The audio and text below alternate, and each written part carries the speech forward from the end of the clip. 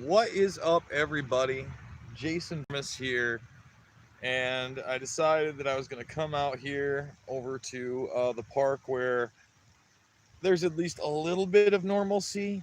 We're still not quite at the new normal of complete transhumanism that the Predator class wants, but boy, there was a lot of it. For instance, I just right across the way, they're gone now, but I'm going to see if I can just that. Of course not. Why would that be easy? Why would it be easy? There we go. Right across the way, a whole family sitting there with masks. Now, on the other side of that, I've got a family to my left of me and to the right of me. Same family, but they broke up into two things, and they are not wearing masks and just out there. And over there, you have two girls. It looks like three now, having like a little bit of a picnic, but they were wearing masks on the way into the park. And on my way down, I had my headphones on. I'm walking by a bank, and these two, I don't know, women probably in their late 50s, early 60s, hard to tell with the mask on, see me. One literally puts her arms out, may have even said something to me. Like I don't know, I couldn't tell because I had my headphones out, but I couldn't see the fear in her eyes because she's wearing sunglasses, and this mask on and walking out in the street like I'm going to give her some disease because there's an explosion of cases here in Oneonta. An explosion of cases. Off campus are now approaching over, uh, what is it now? I believe they're admitting to almost 100 cases in town. Now, here's the really interesting number. It's about 4.6% now of those that are getting tested are popping hot here in Oneonta, the new hot zone in America. Still zero hospitalizations, but anybody who is over 24 that's testing, it's 0.48. Let me repeat that. It's 0.48. So now you're under even the New York national average of 0.66, which should show you the vast majority of these kids that tested positive, that are completely 100% asymptomatic, also are not spreading it. Because if they were spreading it, you would have a higher number. You would have 2%, 3%, 4% like you have in their populace. Yet, that's not the case. But you know what? In New York, the facts aren't the facts. Fear of the facts. And whatever brings more of it is going to promote it. And it's a damn shame, man, because, again, look how gorgeous my little park is, my little nook. I love this place. I love it, but now we're just about 3 weeks away from the big move out to Iowa. Actually was texting back and forth with Pat Miletich before this. Watched a little LFA on Friday. He calls those fights. And I need not a new normal, but the real normal. The one where I walk into a convenience store without a mask on and I'm not demanded by some kid behind a counter or some, oh, some power jockey that's in fear for his life because he thinks he might get it. I mean, again, I'll ask again. People have not given me a number yet. What's the number of total infections in a small community like mine with zero hospitalizations that we end the lockdown? When we hit 1,000, because we will hit 1,000. Right now, the SWAT team testing centers are down. I drove by one today. There was nobody at them, so it didn't look like they were live. But what's the number? Is it 1,000? Is it 2,000? Is there no actual number? Can we be adults and admit there is no actual number because this is no longer about a virus and this is all about control? Now, is that harmful content to say, YouTube? Or could you call, you know what? This is what I need you to do, YouTube.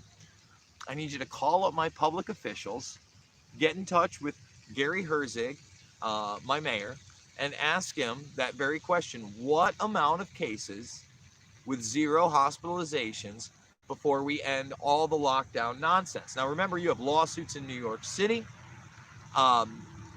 restaurants not being able to open up indoors, which is their model. It's not like New York City has a bunch of outdoor canopies, right? You get what I'm saying here? And event planners. All right, so now again, in my little community, you can obviously see my small, little, tiny, beautiful little, it's only one of many parks, but my little community, 700 plus cases. Now remember, without the kids, maybe there's 2,000 people in town, maybe 2,000. So now we're at about 100 infections. That's 1 in 20. Trust me, the vast majority of us didn't even go get tested on purpose. Why would I go get tested? And I'm going to be showing this document a little later on, but basically a guy I used to work with, he did go get tested. Now the funny thing was, on the paperwork, the guy wrote positive on his paperwork. And then he X'd it out and wrote negative, and then explained to him that he had made a mistake, and then actually took him over to the machine to show him that he had tested negative. And the whole thing just seemed really weird to my buddy, who obviously follows me. And he gave it to me. I'm going to show it later, but I do think that's weird and suspicious. Again, I'm wondering also, with all these positive tests, are we testing a second time after they test positive? If you have a positive test, will they then go ahead and take the other 15 minutes, right, and test to make sure it's a real positive? I think that they should. I don't know that they do. And again, the interesting thing is with this is that the studies that you're seeing now out of the New York Times, I showed you the RT article, obviously other media sources have reported on it, whether it's the Daily Mail or the Mirror, and they're like, oh no, those are too tabloidy, that these false positives are coming from people that have so little of the virus in them, right, that they are not only asymptomatic, which again we're seeing in 90+% of the cases, but they can't spread it because there is no proof of asymptomatic spread. And once again, if you look at what's happened in my community, if you go by the facts that are the facts, that these kids have been here now, in some cases over a month, they've been in the same bars, the same restaurants, the same Walmart as everybody else, and you see that the spread here of it, again, if there's over 100, that's pretty close to 1/10 of the population. Even if it was 1/5, there's not any way that even half of us have tested here, right? You still have no hospitalizations, and you would have an even higher rate of infection. Why are we locking down our country?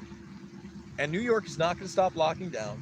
They're going to go lockstep with whatever is promoted, not only by this administration, not only by the United Nations and the World Health Organization and puppets like Fauci, but the true rulers of this country and the world, the predator class, the Bill Gateses of the world, Michael Bloombergs of the world, the Warren Buffetts of the world, the Good Guys Club, the transhumanists of the world, the people that know what this is.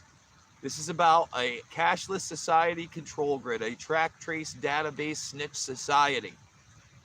An automation nation born out of a UBI, a universal basic income, with regulations and draconian authoritarian rule over everybody in the guise of protecting you from an ever invisible enemy that can take any shape or form anywhere.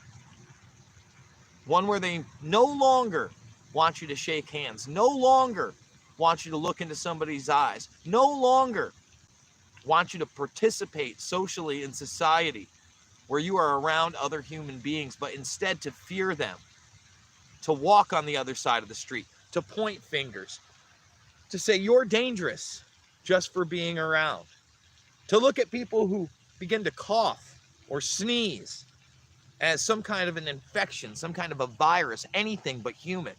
That's what this is.